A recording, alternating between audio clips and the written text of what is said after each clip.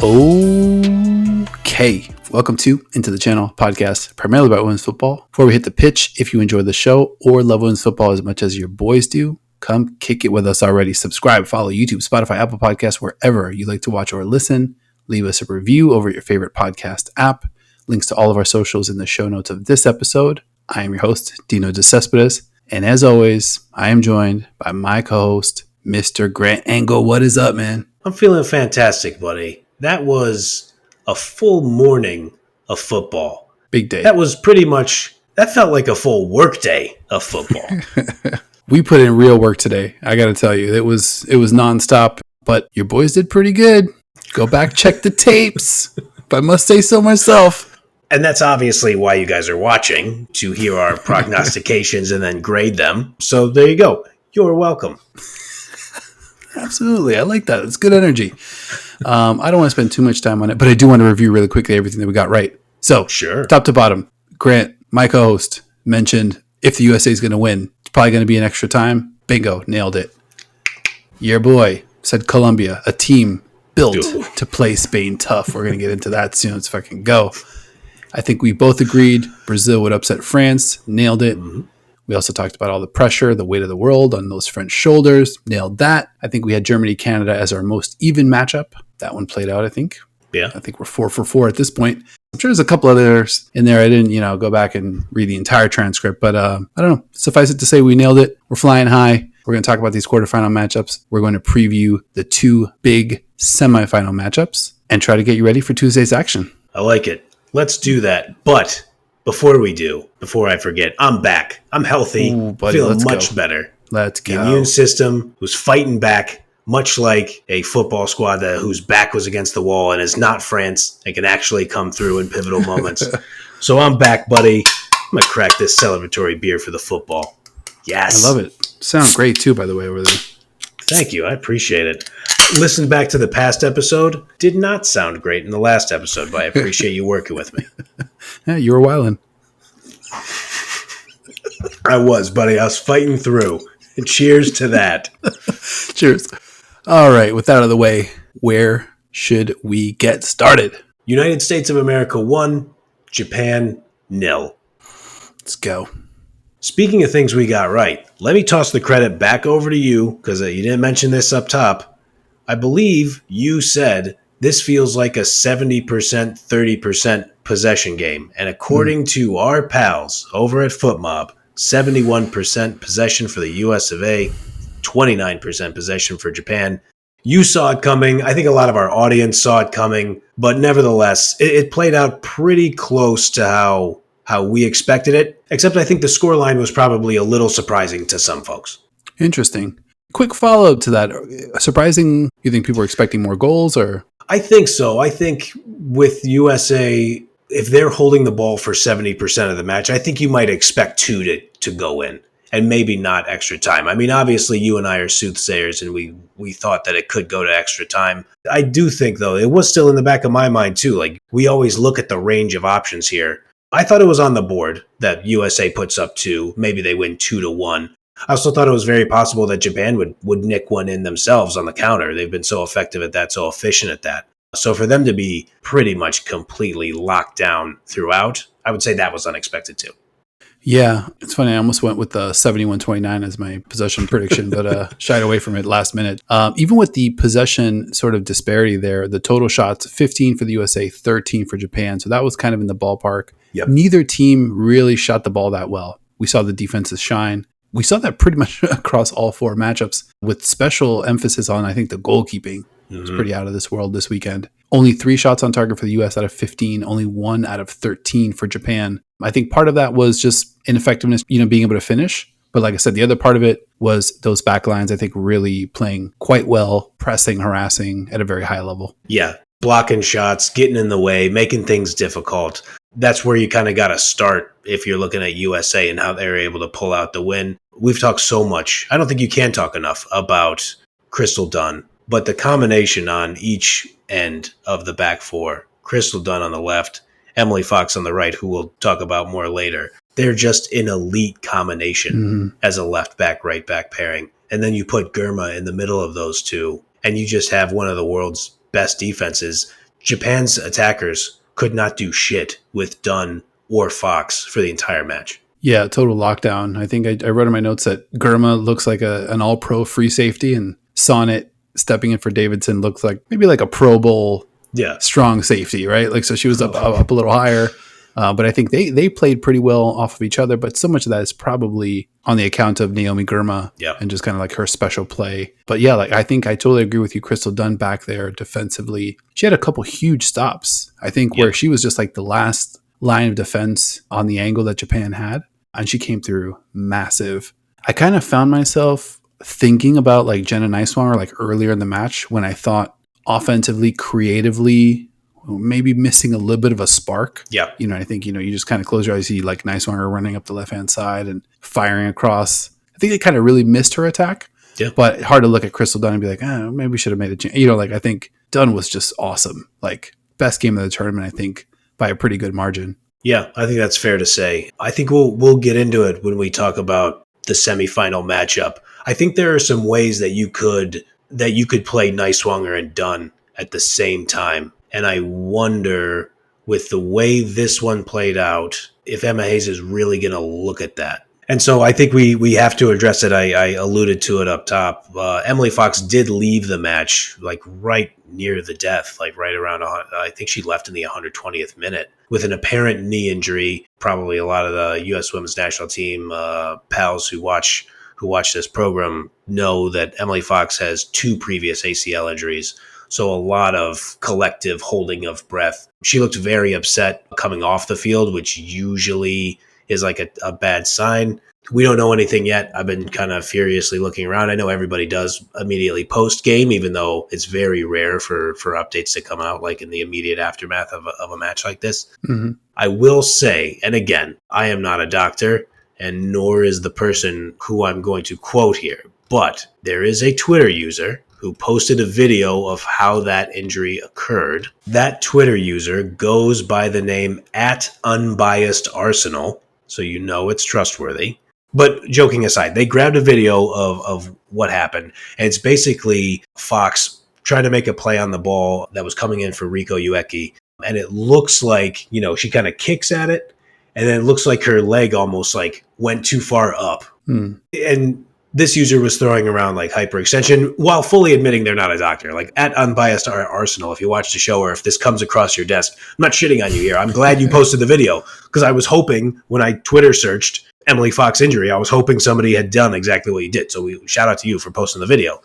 But sports fans can become armchair doctors or whatever. I haven't seen ACL injuries look like that before. But again, we're all just kind of in the dark here and we just got to see what it is. But needless to say, if she can't go, it's a massive, massive impact on the tournament as a whole, and especially USA, of course. Absolutely, and I think we'll get to the goal, but Rodman and Fox, obviously the chemistry there is pretty great. Great. That was the first person that Rodman runs to, after she breaks the tie in this one and puts the U.S. ahead. Yep. So yeah, definitely going to be hoping for the best possible news for Emily Fox. Yeah. But I think we've seen the workload of this tournament really kind of catch up with these players, not just on the U.S. side. I mean, I think pretty much every team has kind of felt this. So did a little thinking. Your boy likes to kind of like ideate, brainstorm, a little flair and focus, trying to, see all the chess pieces. I have a wacky idea for how to fix this tournament. Let's go. So instead of 6 matches in 17 days, or how about this? Instead of 3 groups of 4, why don't we just have 4 groups of 3? And then you just play 2 group matches and then whatever. Like we can still do a top 8, but if you take away one of those group stage matches, it's essentially an extra 2-3 days over the 17-day period. And I think that really releases a lot of the pressure, and you lose almost nothing because you could invite the same 12 teams. Problem solved. Look at you, professional problem solver. I don't see any holes in it. I don't know. I mean, I've just heard the idea, but I think everybody would look at it and say, okay, if you can find a way to buy us a little more time in these. I mean, maybe like traditional footballing fans would be like, groups of 3, what are we doing? That's blasphemy, or like whatever. But like, who cares? This is the Olympics. Like, whatever. Seriously. Well, wait till I get to my let's abolish added extra time idea. Oh, there we go. Let's just go straight. What are we solving in the extra 30 that we didn't solve in the 90?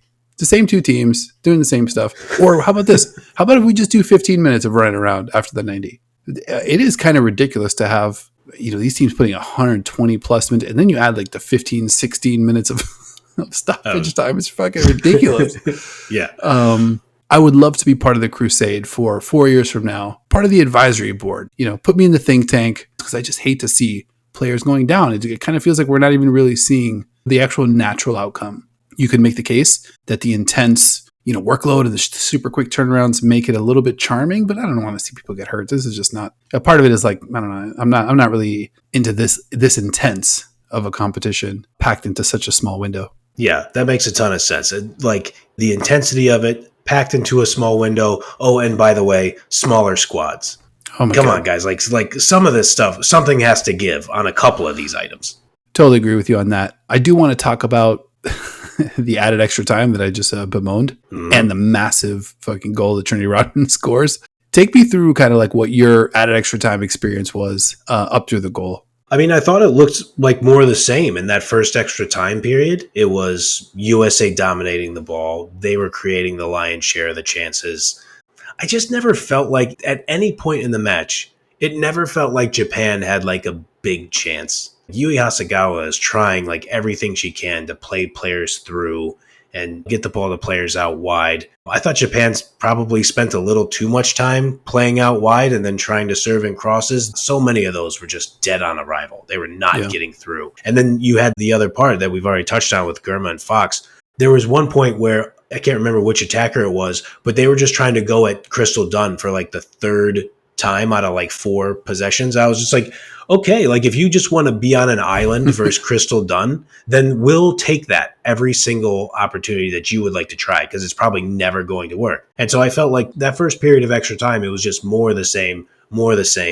And Rodman, when she's able to just collect an absolute dime from Crystal Dunn, of course, and she cuts the ball in, it felt like she had made her mind up in a good way of like, okay, I'm having a go at this because we got to try to end this thing. And I mean, it's just an absolute laser from her. I can't remember on the parade of things that we have got right. I can't remember if we gave her honorable mention for our player of the group stage. I don't think I mentioned her. But now she is quickly climbing in terms of the massive impact she has had in every match for the USA. She's looking like one of the best players in the tournament. Totally agree with that. She has a big defensive plays too, tracking pretty much all the way back. Yep. And what I love about it, we always talk about like kind of calibrating for kind of like putting shots on frame. She had a shot after a somewhat similar sequence, minus the Crystal Dunn dime, that she kind of blasted over the goal probably like 3 minutes earlier. Yeah. So you kind of wonder, like, if she doesn't take that rip, does she bury the one a few minutes later, to kind of end the match? Pretty awesome. The last thing I'll mention, against Australia, against sort of a similar low block, or maybe a similar commitment to defense, we'll say, took the U.S. almost 45 minutes to break through against the Tillies. In this one, obviously you mentioned it, 105 minutes plus 2, plus whatever stoppage time was before that, to break through Japan's defense. Yep. I think that's something that we're going to want to keep an eye on, especially as we preview USWNT entering the semis. Like, is this a formula for stopping them? Is there a counter to the counter? The book is definitely a little bit out on this U.S. attack in terms of like maybe how to kind of keep them at bay a little bit. But ultimately, the dam does break in this one, and USA gets a huge win. Yeah, it's interesting to think about, like, is it the book for stopping the USA, or is it just your only option to try to keep those like core 3, Belbiv de Gaulle, of course, I'm speaking about, those three attacking forwards? Is that your only way to hold them off for as much time as you possibly can and pray that you can get a counter? I think it'll be very interesting to see how Germany tries to employ that strategy, if they try that strategy at all. Absolutely. We'll get into that a little bit more as we preview the 2 semifinals matchups, but I do want to scoot ahead. We're going to keep this in chronological order. Next matchup, Spain 2, Colombia 2. This one goes to penalty kicks. The world champions survive. A pretty nervy one, pretty nail-bitey. I don't know. I don't want to rehash it, but your boy was kind of all over this one as well. What did you think, Spain, Colombia? Never a doubt. I told you Spain would win. Oh, stop. No, yeah, my God, man. Spain dominated the ball, but they were getting mashed on the counter. I had written in my notes, Dino deserves to take 7,000 victory laps on this one. I know there was at least one YouTube comment who found some humor in me pointing out, like, the only match we can ever point to is the one Chelsea match in the semifinal of the Champions League. But I mean, you were right, man. Like, the key piece of that is Myra Ramirez is a bulldozer with a Lamborghini engine in it. Mm-hmm. And she is just unguardable for those defenders. Like, the way she just gets away, like almost like skips away from Paredes on the goal, where she just kind of plays one touch and then she's completely away from her. Yeah. I was just like, you don't see people do that to Paredes that often. And she's just cool as you like with the finish. Right now, she is building a resume of, I'm the Barcelona Spain kryptonite. I love that. I think that's right on the money too. She's just not guardable. She's strong, so if you want to go at her that way, she's going to beat you. And that just kind of like little dip of the shoulder, kind of like shuffle through the defenders to kind of essentially get through untouched. It was like pretty wild. Crazy. And then she's 1-on-none versus Gatagoy. And I don't know who's the scary. I kind of wrote this in my notes, but you're a keeper on a breakaway. Who do you want to see less? Myra Ramirez, Barbara Benda. It's a great question. I mean, depends on what side of the ocean you're on, I guess. But I don't know. I think the fact that we're asking the question says enough with Benda being the most informed striker in the world. But I think maybe Myra Ramirez would raise her hand and be like, you sure about that? You sure she's the most informed striker in the world? Because I'm standing right here. Yeah, she's such a beast. I also want to give her a shout out too, because she there was a play where Leia Alexandri can't do anything except grab her jersey in plain sight of every single person in the building and millions watching on Peacock. And Myra Ramirez just stops the game. She's just like, what are we going to do about this? What's going to happen right now? What are we doing? What are we doing? Because I'm not playing football anymore. If we're going to be like, it was just such an OG boss move to do. Like, she was just like, oh yeah. And, obviously the ref scoots over and pulls out the yellow card, which I'm not sure she was going to give, even though it was such an egregious jersey tug. But I just love that. I was like, I stayed on my guard, though. I think in my notes specifically, I wrote, and obviously Colombia goes up 2-0 at one point. We'll talk about that second goal later. But in my notes, I wrote, if Barca gets 1, I think a pretty good bet that they're going to get 2. Wow. And spoiler alert, that was just a few minutes away. I didn't exactly abandon hope either, but it didn't make the second goal any less exciting. I mean, so, Lacey Santos, she ends up curling it in after Linda Caicedo creates the chance, blasts it off the crossbar. I want to shout out announcer Mark Followill, who just out of nowhere, after Santos scores the goal, hits us with and I quote, "And if you don't know, now you know. Colombia is here to play," end quote. And I was just like, wait, why did we get we got a random Notorious B.I.G. quote out of this? That's fantastic. After a quick Google, Followill does the play-by-play for the Dallas Mavericks. So the synergy between this podcast, women's football, and the NBA, I thought that matched up pretty nicely. But I like that. Yeah, I mean, Santos gets the goal and it's 2-0, but you can't count out Spain. I know that's a cliche, but the cavalry came in like right after that goal was scored, I think. Santos scores in the 52nd, and then Patri comes out for Abellera. And I didn't really count that as the cavalry. I was a little more confused about that. But I don't know. There's still something about it where I was just like, okay, they still have 40 plus minutes, depending on what stoppage time was going to be. I didn't think they were dead, but I thought they were in huge trouble. I agree with that. And I thought when you said the cavalry, I thought you were going to mention when they bring on Hermoso and Albert Redondo maybe a few minutes later. 65. And then you're just like, you're like, okay, this is getting interesting because these are some fresh legs here. And I think even a little bit before that, I mean, we talked about like sort of like the grueling nature of this tournament. But Pavi, she's injured at around 45, can't make it to halftime. And then from there, it was just like a bevy of Colombia players just kind of getting struck down. Yep. And you understand it because they were playing like maniacs. Yes. They were physical. They were pressing. They were just like, they were treating Spain like it wasn't quite Billy Madison playing basketball against a bunch of third graders, but they were just bullying and like just being physical. We're like, we're not afraid of you. And I loved how they were pressing. Like basically Spain's on one side of the field. They were overloading that side of the field. Yeah. If you have 3, we're going to put 4 out there. If you have 5, we're going to put 7 out there. Yeah. Like they never got caught in a bad one-on-one situation pretty much the whole match. And they knew when Spain switches fields, they had the athleticism to get across, and they were committed to doing that. So it's like they could press on the left, they can press on the right, and they were just going to make Spain just kind of keep kicking it, in a perpendicular fashion, and just kind of keeping them pretty much at bay. That press was devastating. But obviously, a game like this goes into added extra time, and the injuries and the fatigue starts to add up, and ultimately they couldn't quite hold that kind of magical lead that they were able to build. Well, so yeah, you mentioned, so Pavi has to be taken off at 45. Caicedo has to be taken off at 66. So now we're down 2 absolutely outstanding key cogs of the attack. Yep. I will say, you're right. The real moment where the cavalry came on for Spain is in the 65th minute. That was Hermoso and Redondo coming onto the pitch. Yep. And I will say, Hermoso coming on for Putellas. Putellas, not thrilled that she was coming out of the game. And I got to say, I don't totally blame her. I don't know if she might have like a long-term minutes restriction. I thought Putellas was playing fine. It's like winning time has been her time in this tournament. Like the end of the matches, she's been the one coming up big. So I got to think that was probably part of her frustration with coming off. And, Hermoso's a legend. I don't dispute that in any way. But I thought it was odd for her to come on instead of Putellas. What do I know? Hermoso's the one who gets the opening goal, kind of sparks everything, kind of gets everything going in the right direction. And then once they did get that one, I think you're right. It's just like, oh boy, okay, how much pressure now? We have these other great players for Colombia. They've had to go off. Now it's 1 goal and they're level.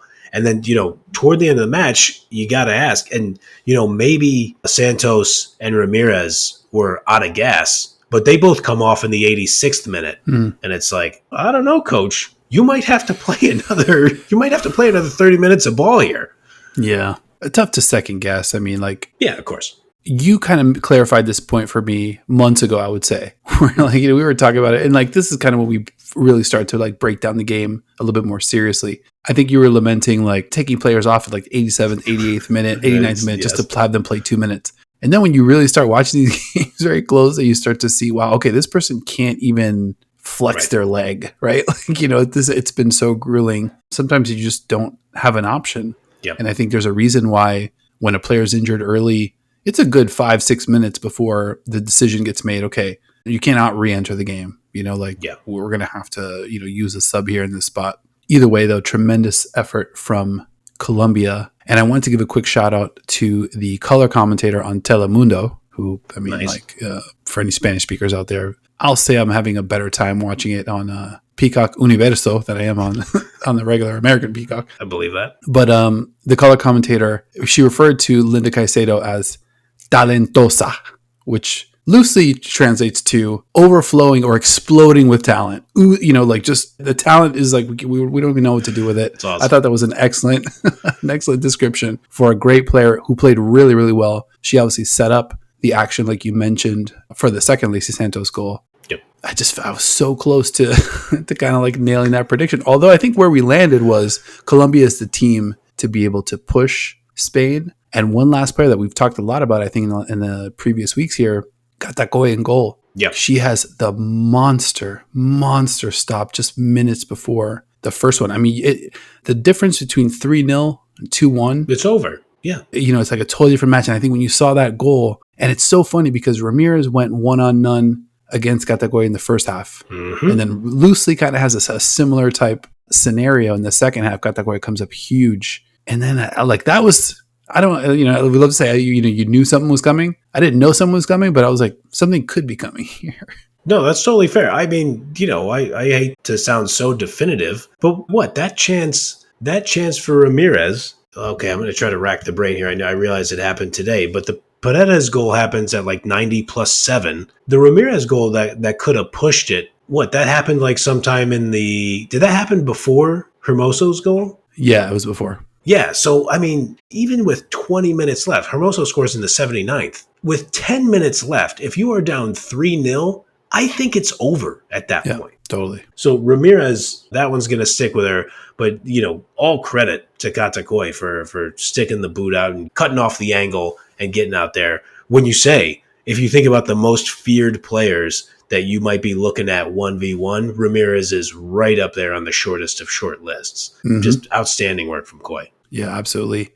On Spain's second goal, 90+7 roughly. Yeah. I also wanted to mention this too. There was a lot of time wasting down the stretch from Colombia. And obviously, like, they're gassed, and I think like any sort of like little collision, they're using that as an opportunity to take 5, rehydrate, catch your breath, do what you can. I think ultimately those multiple breaks, I think there was like 2 or 3 kind of like multi-minute breaks down the stretch. I think those actually helped Spain. Yeah. Kind of like game plan a little bit, because it felt like it's almost like a Eric Spoelstra coming out of a timeout. Like there's, you got to know there's something real clean drawn up for that. I thought they were ready. And then the last super savvy champion thing I saw right at the death, right before PKs, cross comes in, Onabatier runs just full sprint at Colombia keeper Tapia, and then just shoulder right to the sternum, like knocks her air out. I challenge anybody to kind of go back and watch this. As Onabatier is jogging away from the play, because she knew what she did. Oh, yeah. She cannot hold down the sly smile underneath. She's like trying like her absolute hardest to just stone face, just, but she's like, just like, just battling. She's like, yeah, I know I got her. And then obviously you go to PKs and Spain takes care of business from there. That's amazing. Yeah. I mean, they're just full of crafty veterans, and even their younger players play like smart veterans. It's a team full of geniuses. It's a team full of uber talented players. I think we would be remiss. We talked a little bit about Selma Berayuelo, how she has been a little bit invisible in some of the group stage matches. 2 assists on the day to kind of bring them back. Absolutely buries her penalty. Never a single doubt on her penalty kick either. She felt like a massive influence on this one. And I know we've talked about, like, I've always said, like, just play her at the 9. She can do it. Just let her get some reps and let her do it. She was really effective floating out into the wing to kind of help create both of those goals. So I remain optimistic. You're the OG owner of the Berayuelo stock. I immediately tried to run to it after you had educated me on it.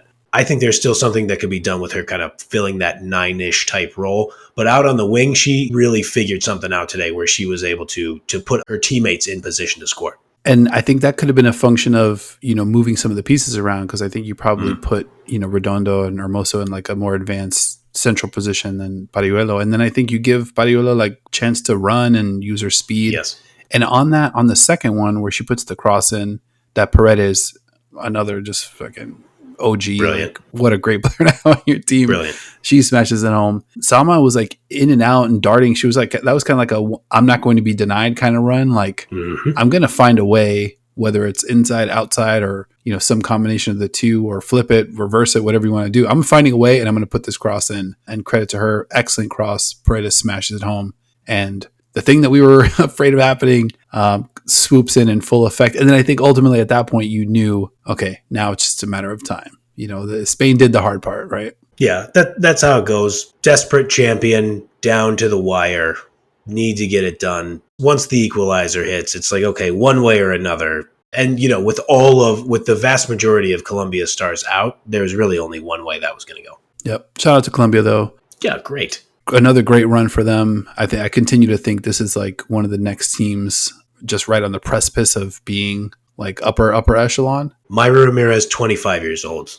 Pavi, 23 years old. Caicedo, 19 years old. Now, Lacey Santos is 28. Restrepo's 28. That's a good young core kind of entering. I mean, Caicedo, you could make an argument. She's not even really near her prime yet, and she's already awesome. So with Santos and Restrepo, they can kind of help kind of usher in these other players as Ramirez, as Pave enter their absolute prime, as Caicedo enters more of her pre-prime, I guess we'll call it. That's a pretty good set of players to build around.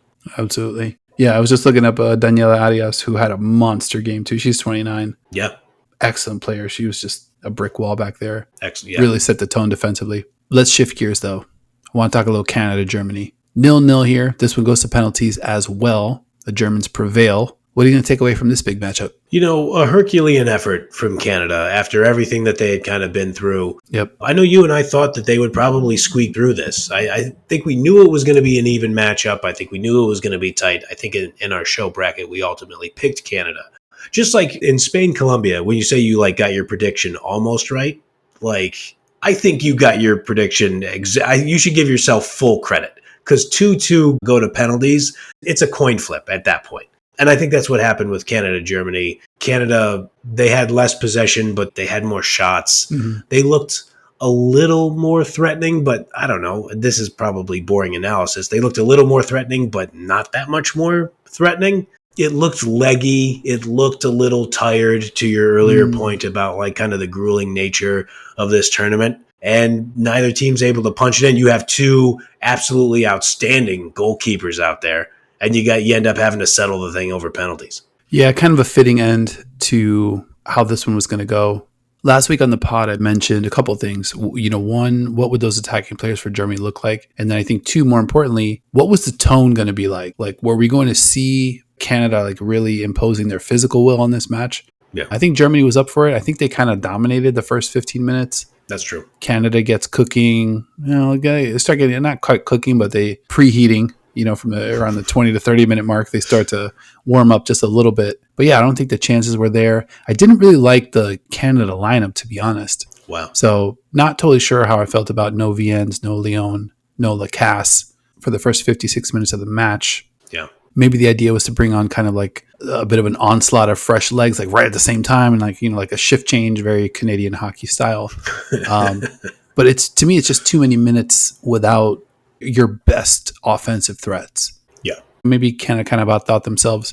But the flip side is, I think, fatigue is real. This is a team that, like we mentioned at the top, this is their fourth straight must-win game that they're engaging in. Yep. And it just gets a little exhausting. So I think your point about Canada looking a little leggy, pretty much right on the money.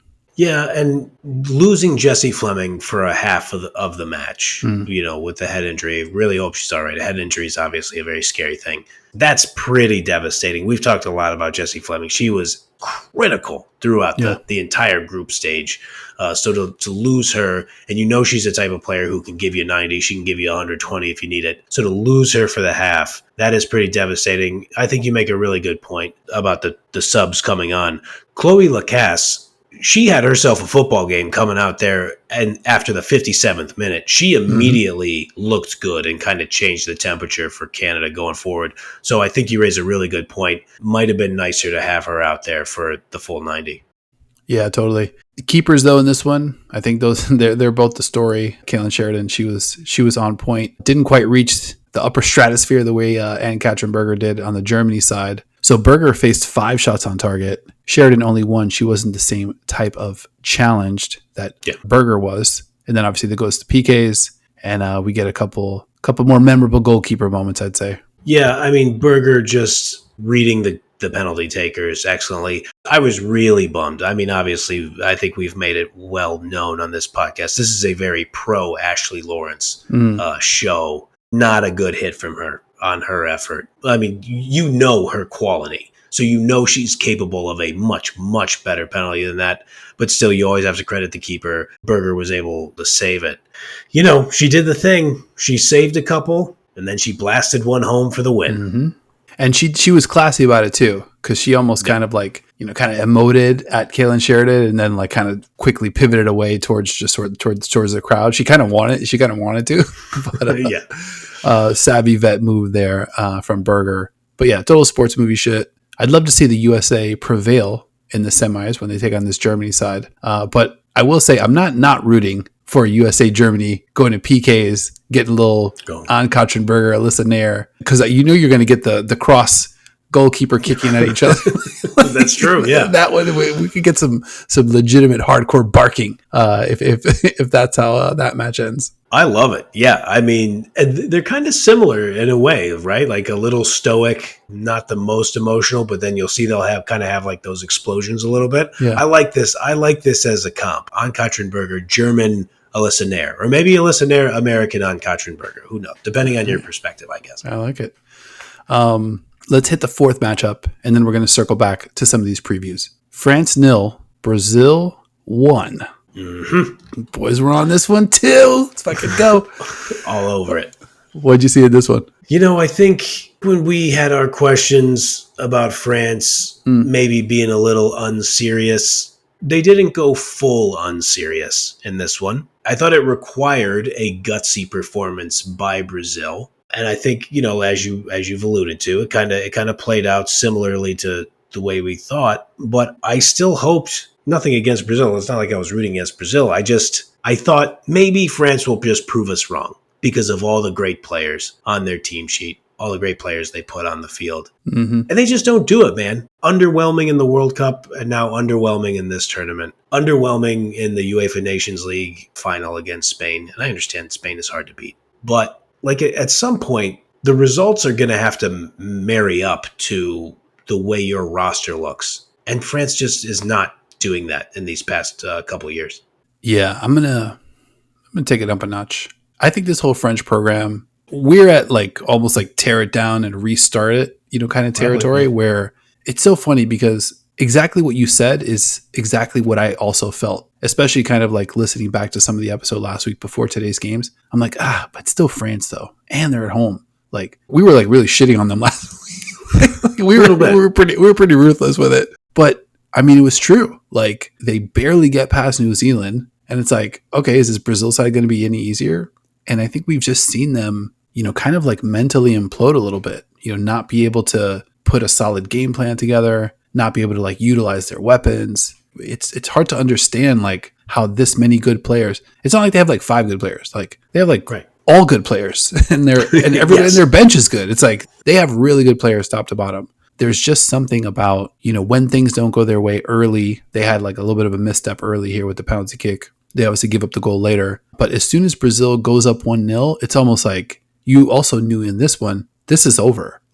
This France team is not coming back. It's not going to happen for them. Yeah, I'll say, 83rd minute, the Gabby Portillo goal, where there's a clear miscommunication between defenders. Portillo kind of walks in 1v1 with the keeper and buries it. I will say this. I knew there was going to be a decent amount of stoppage time. I did not think there was going to be 16 minutes of stoppage time. It's just what are we doing with that? Let's go with the Dino rules here. But even then, I assumed, I was what? They'll probably give them 7 or 8 minutes of stoppage time. But even then, I thought the goal in the 83rd, I thought it was over, to your point. Totally. You just didn't see France picking themselves up off the mat. Yeah, and now this is 2 straight tournaments, big tournaments, where they go out not scoring a goal. They didn't score against Australia. They go out in this one not scoring against Brazil. Yep. All that firepower. Tough to kind of understand, but I keep thinking, too, about something that Asil said when she joined us on the show. Probably could have used a Mel Madri at some point. Yes. During these 4 matches, just for a little extra magic. I think we've seen that with Spain. I'm going to rewind back to Spain here for just a second. Yeah. The forwards aren't getting it done. So I was kind of positing, okay, it's got to be probably Aitana or Alexia or Patri or, Ona or Olga, something that's a little bit different than, just kind of the straightforward, okay, our 3 forwards are going to clean things up at the end here. And France, a little bit similar. When things are not working, you kind of keep going back to that same, Diani, Katoto, Cascarino, she's getting, right. This is not working. That's where a Madri can kind of create a little bit of magic, even with her passing or her runs or just her striking from distance. She just kind of gives you an extra thing to think about. Without a player like that, we talked about this too with Asil, when you know what's coming, a lot easier to defend. 100%. And I'll boldly say this might be the most pro Sakina Karshawi women's football podcast hosted by 2 bros in the entire world. Cosign. We couldn't be more pro Karshawi. And they were very clearly, they moved her up into a more forward type position throughout a lot of this game. I know that's part of her game, but they very clearly wanted to get her a little more involved in that part of the offense. And I think it's because they didn't have that with a player like Madri. They didn't bring Kenza Dali on until the 90th minute or something like that. Without that extra layer, I think you're spot on, man. You have to change. I'll use a baseball reference here.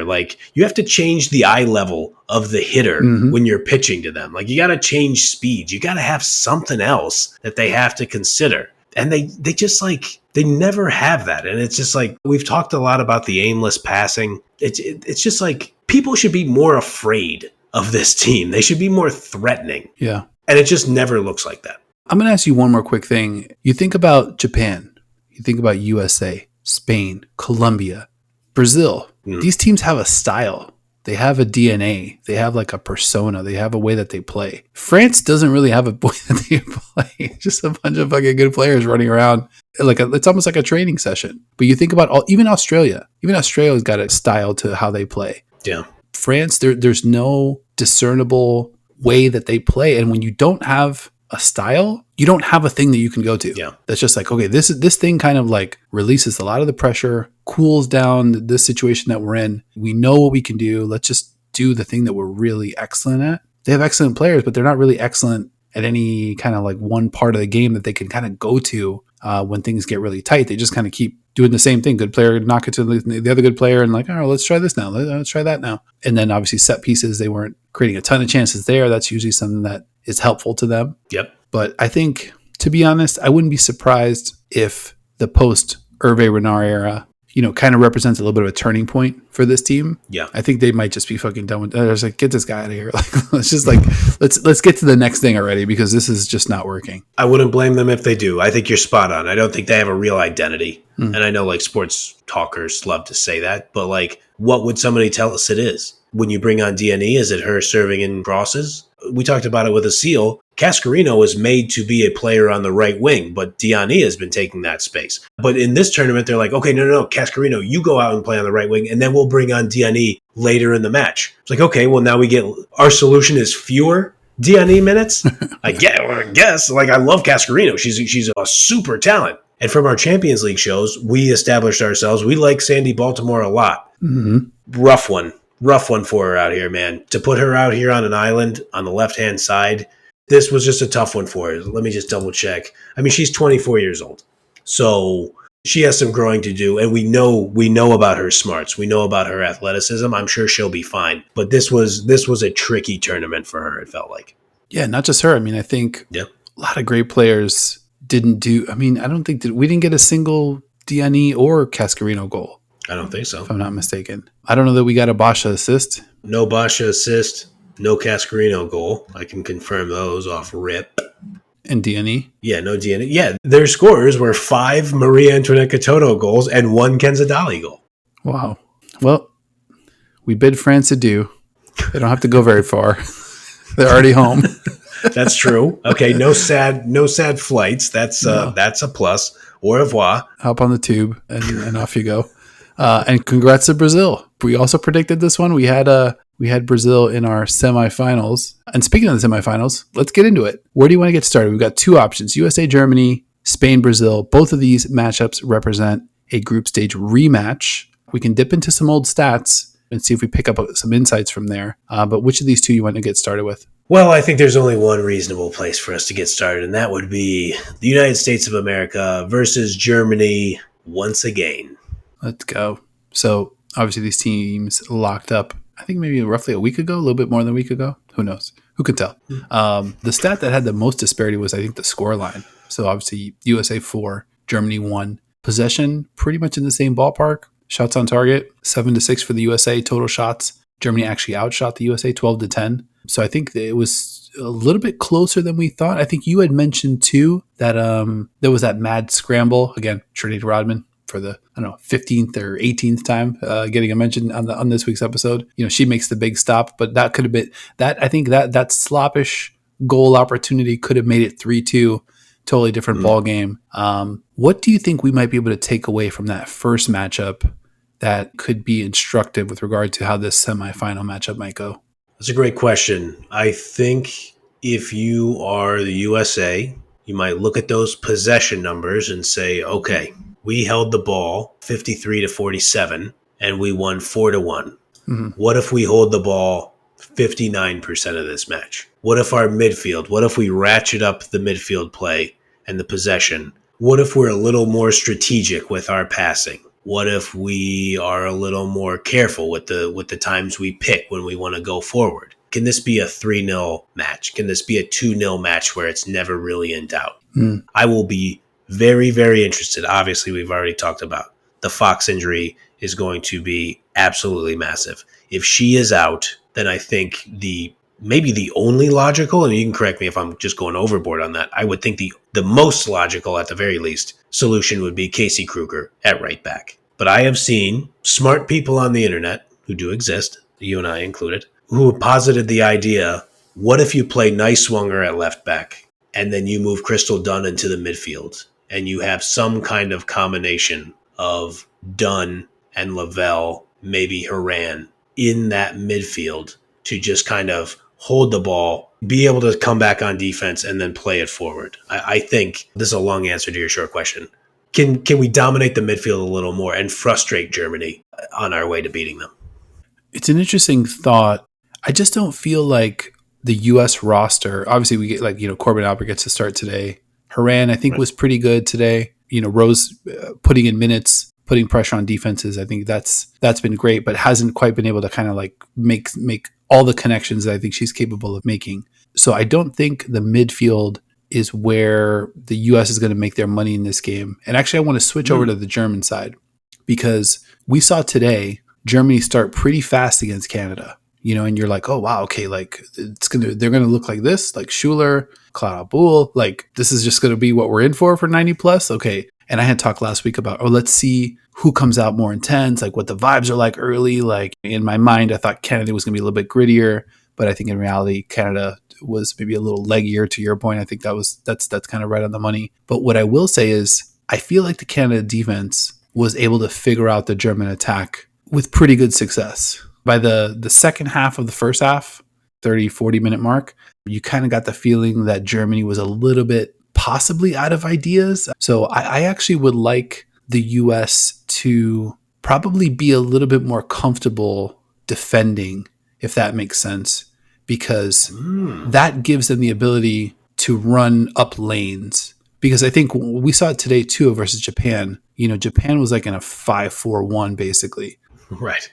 Rodman and Smith and Swanson and, Lavelle and Horan trying to like really, there are no lanes, right? Because Japan's already pretty much set.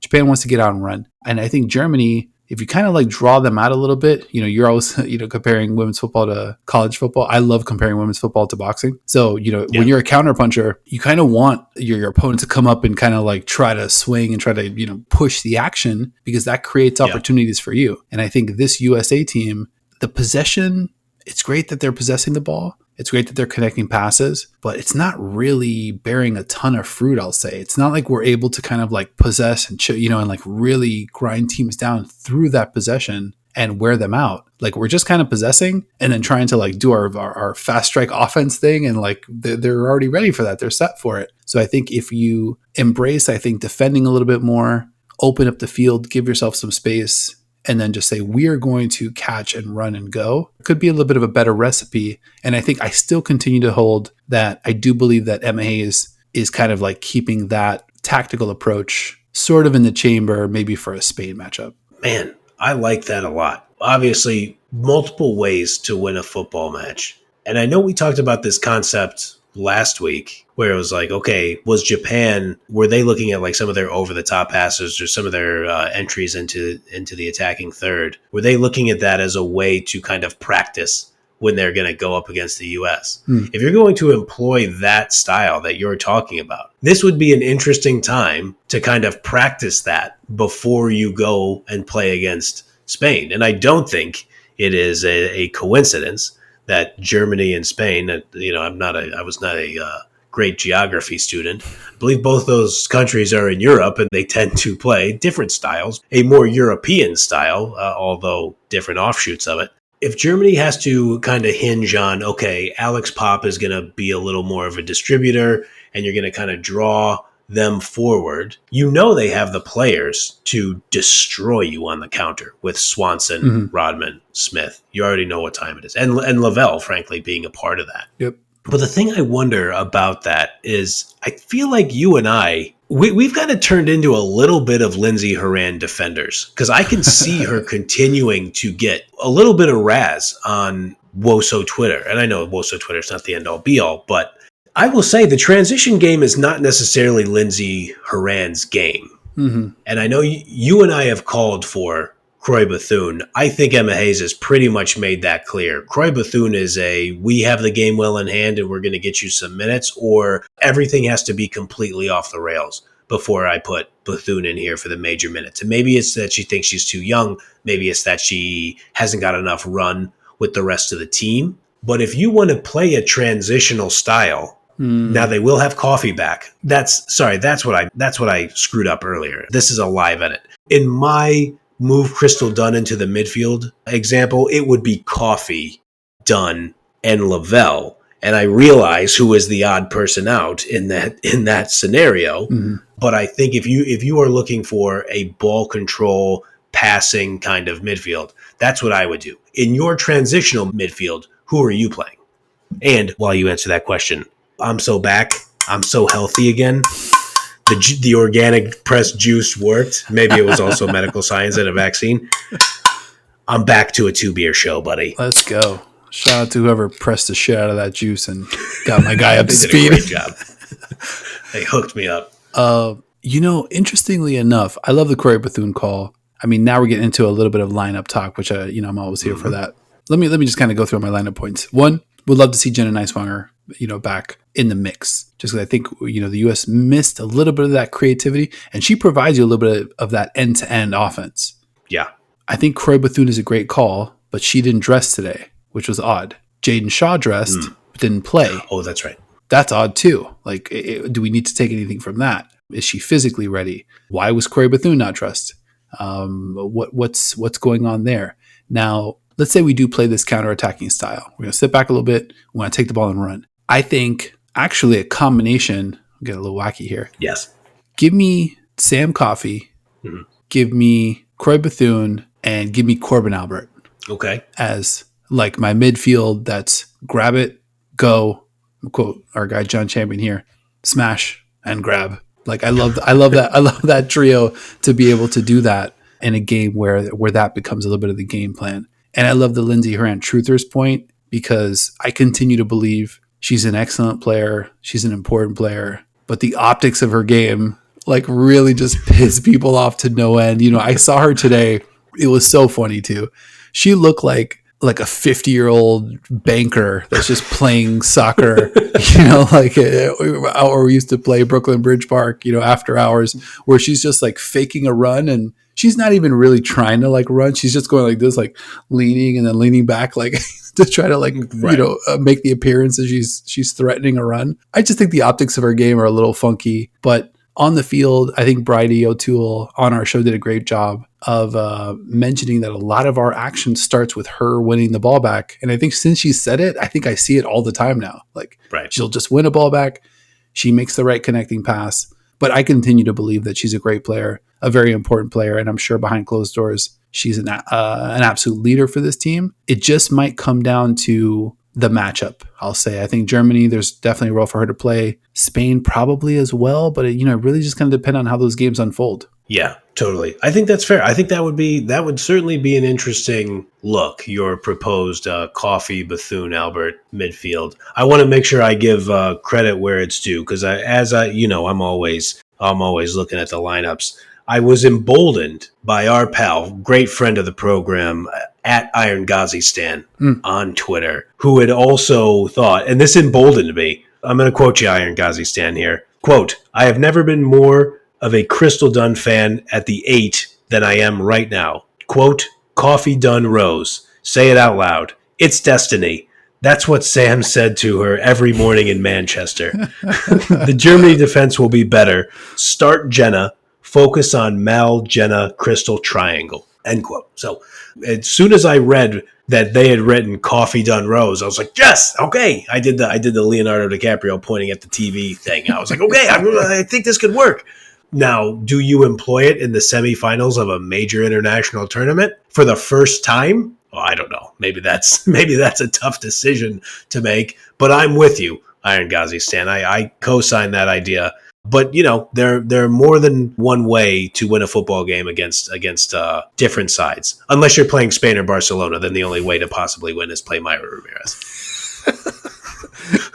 All 120, by the way. None of this 85, 86, 87. Mm-hmm.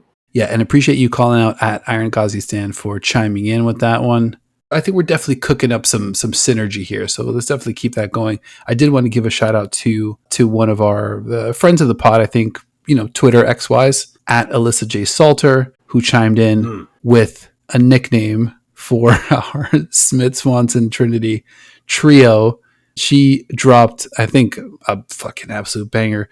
The three forwards of the apocalypse. Oh yes, fantastic. I mean, yeah, I was kind of holding on to Bell Bib de Gaulle as our go-to. We might, we're going to continue to use it. But three forwards of the apocalypse, I think, is just right on the money. Shout out to you, Alyssa. Huge. We appreciate you. I'm ready to kind of call that new leader in the clubhouse. So that's the bar that you got to clear. I like it because you can see them all three, each riding a horse, flaming spear. They are the three forwards of the apocalypse. Excellent shout by Alyssa. Yeah. We're about to get biblical on some of these teams. Let's get into a quick prediction here. USA, Germany. Do you think it's roughly the same as the first one? Is Germany able to kind of like keep this one a little bit closer? Is it a different style game like you mentioned where it's a little bit more constricted and USA kind of suffocates the life out? What are you expecting USA, Germany? I think Germany definitely keeps it closer. I think in a semifinal, you're not getting a 4-1, if I may be so bold.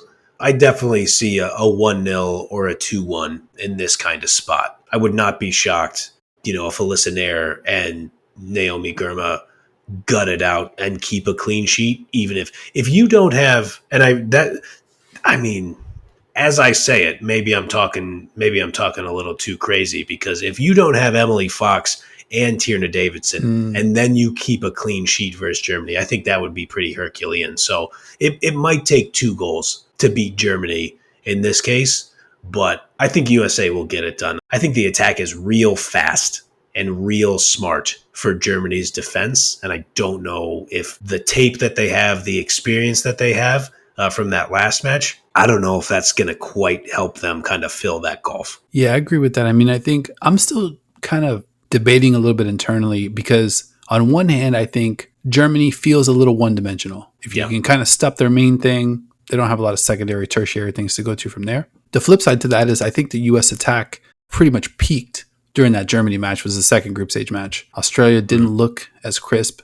Obviously, Japan, a little bit tougher matchup, but took forever and ever to kind of like break through against Japan as well.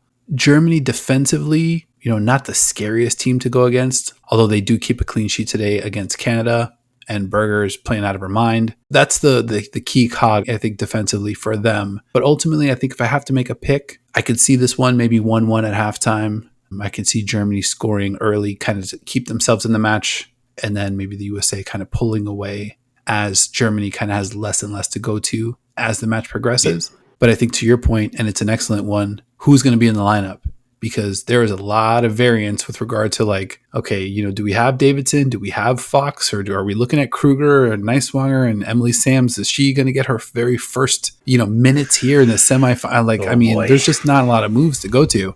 So personnel-wise, going to be a huge factor. But ultimately, I think USA, we do pull it out. Easy for us to say, couple American bros. They're coming off a 4-1 victory over Germany, just like you said, like a week ago. But, Germany's number 4 in the FIFA rankings. USA is number 5 in the FIFA rankings. I might have my quibbles with those based on past results. Maybe USA's demise was a bit overstated after the World Cup.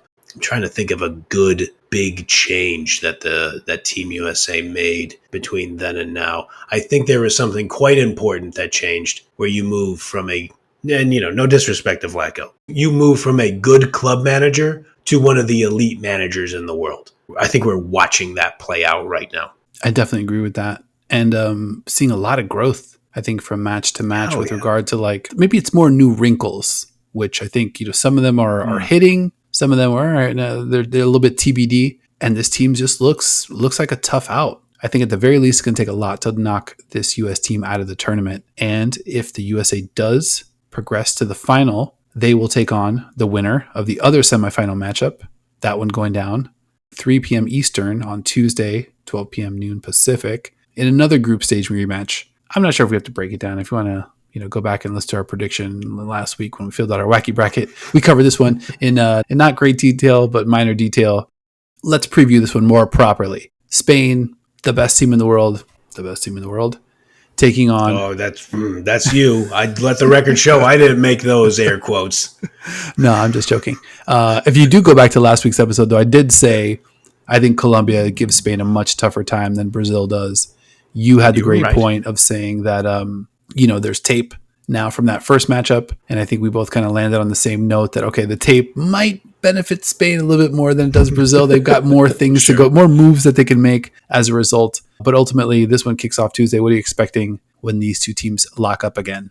I mean, it's going to take a mountain of an effort from Brazil. But if you're a Brazilian supporter and you're listening to this show, you might say, oh, it might take a mountain of an effort for us to win a match. You mean like beating a team with a talent advantage in their home country in a major tournament with our Talus person, greatest player in the history of our program, out? Okay, I hope we can find some way to draw off that experience in the past. So Brazil fans and Brazil football fans, you never need my permission. You do it all the time anyway. Talk your talk. Do your dance. Say everything that you got. Pat yourself on the back. Puff out your chest. Whatever kind of action you want to take. They should go in there with a lot of confidence. And I'll tell you this. This is my big prediction. And it's probably not that bold of a prediction. This is going to be a physical football game. I believe that. Obviously, Colombia laid the blueprint a little bit on how to be physical with this team.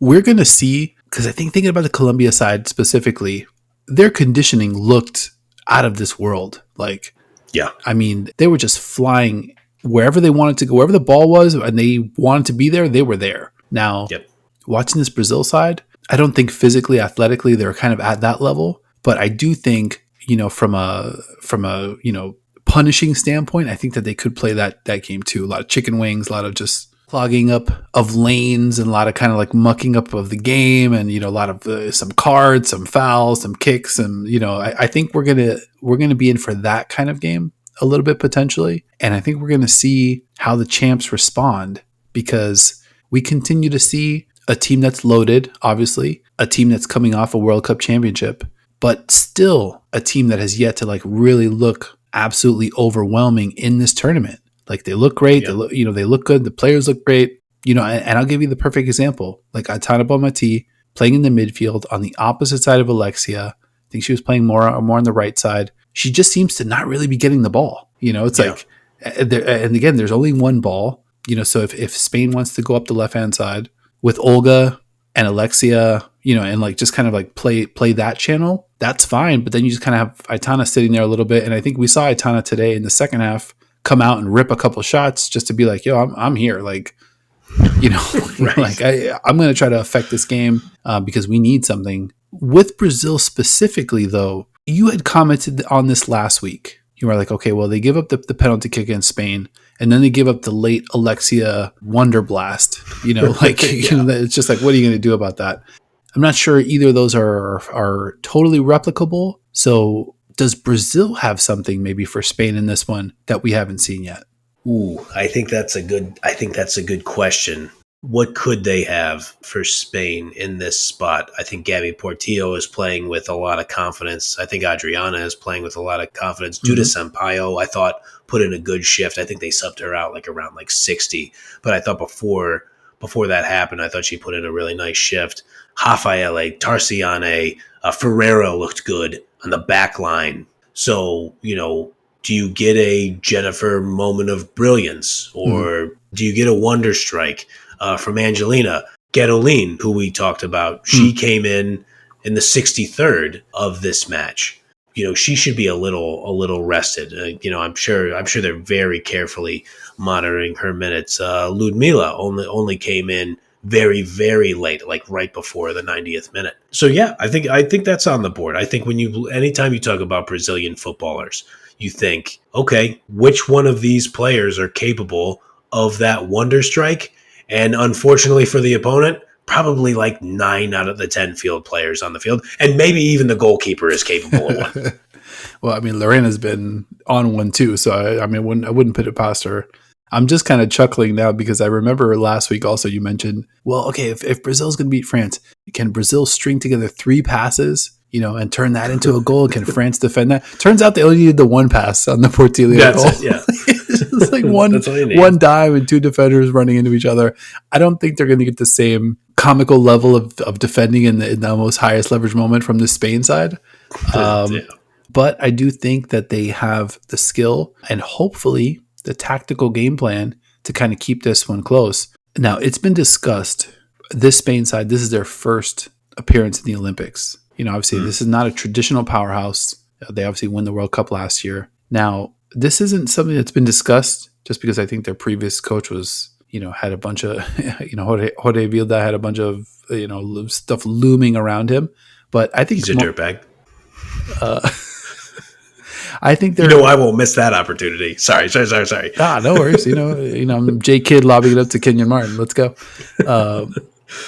But their current coach, Montse Tomé, I don't know enough about football to be like, all right, this is the problem. But this team doesn't look exactly as, and I'm not sure if the tape is out. Now we know what they're doing. Now we're a little bit more, adjusted. We being the collective we that's, every other footballing nation that's not Spain. But I think from a coaching standpoint, from a tactical standpoint, it doesn't feel like all of the pieces are necessarily getting maximized. I think in the first half, and a good chunk of the second half today, I would have loved to see more like Onabatie, kind of initiating. She had the ball and she was kind of just immediately giving it up and ultimately taking herself out of the play. And it happened so many times. I'm like, this has got to be like a tactical thing. But I love seeing Batie. All of a sudden, she's in defense, and all of a sudden now she's like at a dangerous spot, being able to put it across. Salma's in there, Mariona's in there. Alexia is sort of like an outlet that's a little bit deeper, but still dangerous. And I think that has been sort of totally taken off the board, probably in favor of like Olga doing that. Yep. But you've got two fucking world-class players. Like, mix it up. Like, to your point, like, you don't want to keep throwing the same two-punch combination over and over. They're going to figure out what it is. So yeah, I do get the inkling that tactically Spain's not really getting everything out of their talent. And it could just be that, they're playing it slow, trying to figure out, okay, what are the matchups? What do we need? What do we not need? This is there's still a final looming. But I'm curious to hear, have you noticed any big differences between, what the Spain side looked like a year ago or what they look like now? Because I think coming into this tournament, it's like, okay, they're the overwhelming, like they're just top of the mountain where everybody else is playing for silver. It hasn't quite felt like that. That's a great question, man. And I think about like when you and I were we were tracking the UEFA Nations League, and Tomé was coaching them through that as well, as far as I recall. And they went up against France, and it just looked like France was drawing dead. Mm-hmm. And we were like, damn, man, there's just no way to beat them. But I take your point on, is Batie getting involved enough, or does the team look like they have this freedom to kind of share the ball, and you kind of have this amoeba effect where it's like, well, sometimes all the pressure's coming from the right side. You raised a great point about Bonmati also. I hate it when Bonmati looks like she's out of the game. Right. Because it's just kind of like, hey, maybe, I don't know, maybe the Ballon d'Or holder should have the ball for some time. I think that would be a good strategy. So quick follow up to that though. Whose team is it? There you go. Yeah. Is there a power struggle? Do we have jealousy going on? Yeah. Let's give all the sports radio commentary we could possibly get. I can't wait till we find out who Spain's Skip Bayless is. Like the guy who just says Aitana Bonmati's not that good until he withers away into retirement and everybody laughs at him. I digress. But I'm just going through the head if I'm like, should I be Spain's Skip Bayless? No, I don't know. How lucrative is that, by the way? Because that dude, he made a lot of money. Use the extra euros. That's fair. But no, I think it's a fair question to ask. Is this team getting the most out of their talent? They have the most talent in the world. They won the World Cup, clearly got a lot out of it there, even with that old bum as their coach, the previous guy. But to the flip side of your question, I was kind of smirking when you were asking the question, because I've been wondering, and this is just, and this about me with my paranoia, are they just lurking?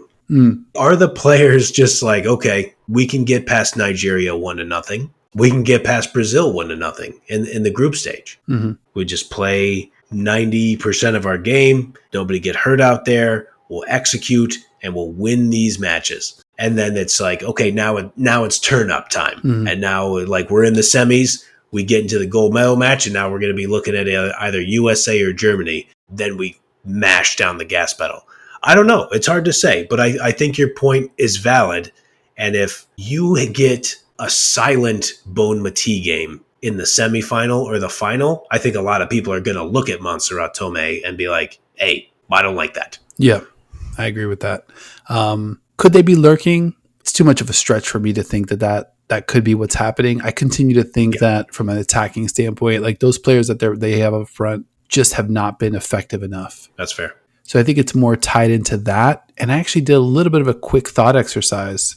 Whose attacking units would I take ahead of Spain's? I think I would take the USA's. Sure. That's fair. I think Colombia, there's an argument that Maya Ramirez, Linda Caicedo might be a little bit more valuable than Sama, Sure. Mariona, and whoever is in that third spot in this fake exercise. Germany, there's a Leah Schuler, Eula Brand, Clara Boule conversation that we could have. France, and I think that's where we start to get a little bit like, all right. But even France has got Katoto, who has been mashing in goals left and right. Now they haven't got anything else, but I do think that that's where that is Spain's one weakness. It's like when they need a goal, like look what they had to do today. It's Hermoso off the bench, cross in from Badiuelo, another cross in from Badiuelo to Paredes, and these are obviously, big game, big experienced players to be able to get that second goal at the last minute. And at that point, they're really minutes away from the end of the tournament. Like they're literally right there. And we could be talking about this team being out. Luckily, we don't really have to answer this question. We've got football coming up on Tuesday that I think will teach us a little bit. Spain, Brazil, I think we're going to learn a little bit more about this team. But ultimately, if Spain's able to survive, I think either matchup, USA, Germany, whatever back-to-back that looks like, Spain having to beat Colombia, then Brazil, then either USA or Germany, they'll have earned wherever it is that they land. And then lastly, we hinted at last week, kind of joked about it, would Marta be able to make a return? Here we are. Oh, they're going to get another match. Either it's going to be a gold medal match or a bronze medal match. Either way, we're going to see Marta again, God willing. So very excited about that. Yeah, it's going to be absolutely fantastic. So, Marta, I honestly, let's say Brazil pulls off a massive upset here and they play in the gold medal match. If they play against, USA, I mean, if Brazil plays against Germany in the gold medal match, oh my God, no offense to our guy, Peter Weiss, a.k.a. Vicey, a.k.a. Vice City. No offense to you and all of Deutschland. Will have to be pulling for Marta. I would have a hard time if Brazil played against USA in the gold medal match. I'd be like, well, it would be cool for Marta. I would still be rooting for USA. There is a U.S. women's national team super fan living in my house. I just root for USA because I should. But I will say some Marta magic at the end of this tournament is very, very welcome. But I get the feeling, and we've already predicted it. We already filled out the show bracket, and it's still super live. I think we're trending toward a USA-Spain final, where Emma Hayes' last words as she walked out of that final Chelsea press conference of, I got to go figure out a way to beat Spain, that has proven to, or it looks like it's proven to be quite prophetic. Might be one match away from being able to see it play out on the field. That was the one thing I was rooting for, USA-Spain on the pitch, and we're so close to that. All right, quick prediction, then we're going to get out of here. What do you think, Spain-Brazil? I think Spain kind of walks away with it. I think it's a 2-0. Maybe a 3-0 with the third one coming late. Massive respect to Brazil to pull out that win over France. I know we've had our issues with France and they underperformed, frankly. But like Brazil, you have to go out there and win the match to get it done. And you have to do it without Marta. You have to do it with tired legs. I'm pretty much out of the betting against Spain business. I'm right there with you. I'm taking Spain 2-1 with the second one coming in added extra time. And let's say Aitana gets it, just to let him know. To quote the great Mark Followill, if you don't know, now you know. Aitana's here to play. I love it. I love a very like Steph Curry, like I'm here, I'm still here type of moment. I like that. That's right. All right, man. Anything else you want to hit before we get out of here? I think we've done it, buddy. I mentioned it at the top. That felt like a full work day. And not in a negative sense, but it was just like, okay. And then every match, we got 450 plus minutes of football with all three of the matches going to extra time. And then one of the ones that didn't, you get 16 minutes of stoppage time. It was a lot of football, and it's all going back to back. And then it's like, okay, well, this one's in the extra time, so now I'm going to have to put the other one on the second screen to watch the beginning.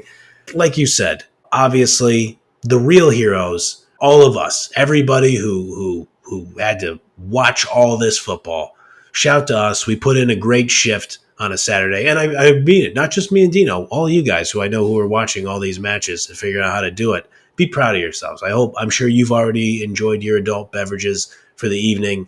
You should be very proud of yourselves for watching 8+ hours of football. Absolutely, yeah. And I think and your boys not only put in 8, put in a little overtime. We're at hour 45 here of the pod. That's all right. This only comes along every 4 years, so I think we'll survive. Mm-hmm. All right, man. I think we did it. It's been another episode of Into the Channel. Sincere thank you to everyone watching, listening, following, liking, subscribing, chiming in the comment section, letting us know everything we got wrong, everything we got right, everything we got wrong again. Remember to like if you liked, subscribe or follow Into the Channel, YouTube, Spotify, Apple Podcasts, or wherever you like to watch or listen. To all the great friends of the pod out there, leave us a review over at your favorite podcast app. We very much appreciate it. Links to all of our socials in the show notes of this episode. And a big thank you to my co-host, Mr. Grand Angle, for drinking all his cold pressed juices, following all his protocols, doing what he needs to do so he can be up and ready for this post quarterfinals, semifinals preview show. I appreciate you, man. Likewise, buddy. Thanks for the patience, the good coaching.